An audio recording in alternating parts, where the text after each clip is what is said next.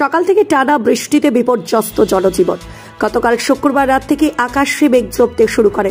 এরপর আজ শনিবার ভোর রাত থেকে হালকা বাতাস এবং ঝিরিঝিরি বৃষ্টি শুরু হয়েছে জেলা জুড়ে। হঠাৎ করে সকাল থেকে দেখা যাচ্ছে বৃষ্টি, কতটা সমস্যা?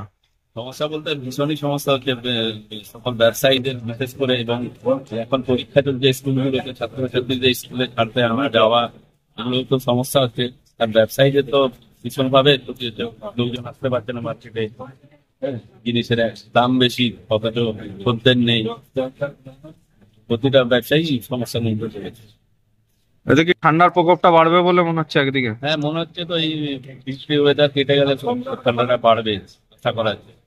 নভেম্বর মাত্র শেষ, প্রায় আজ হয়ে গেল, তো এখন সেরকম ঠান্ডা পড়েনি। এই বৃষ্টিটা কেটে গেলে আশা করছি। কাজের কর্মক্ষেত্রে যেতে তো কতটা সমস্যা? অনেক সমস্যা, ভীষণই সমস্যা।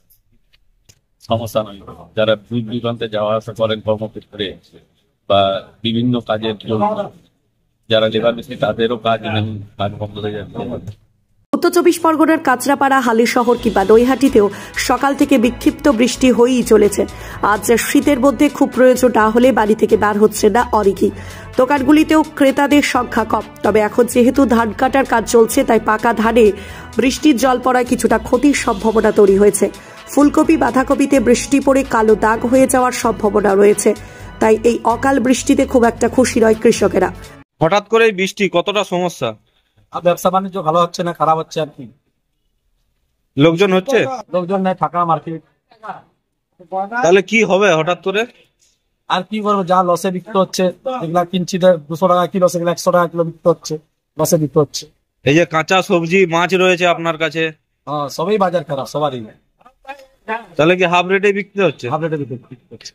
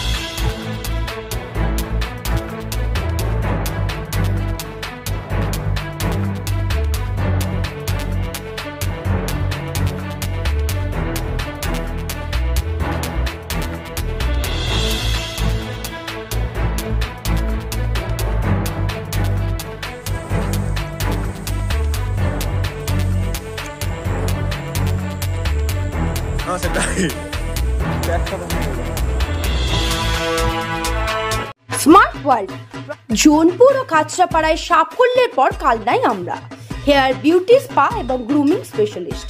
Smart world professional family salon, 2 number Siddheshwari lane, Kanchrapara, Shimultala, Jonpur, Kanchrapara এবং আমাদের নবীনতম সংযোজন কালনা শিমুলতলা অম্বিকা অ্যাপার্টমেন্টের স্টেশন রোডের নিকট।